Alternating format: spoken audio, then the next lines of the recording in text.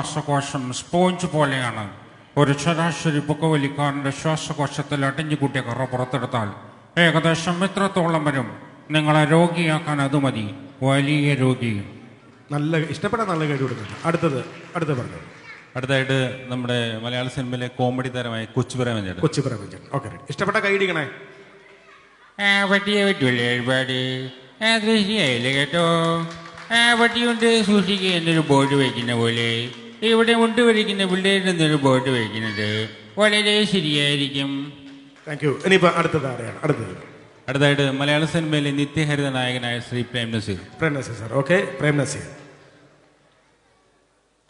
അദ്ദേഹം ഫുട്ബോളിനെ പറ്റി 2 വാക്ക് പറയണം. ഓക്കെ. ഫുട്ബോള് എനിക്കത്ര വശമുള്ള കളിയല്ല. പണ്ട് മൂലം എനിക്കിഷ്ടം ഹാൻഡ്ബോളിനോടാണ്. ഷീലയുടെയും ജയബാദിയുടെയും പിന്നിൽ മരം ചുറ്റി പ്രേമി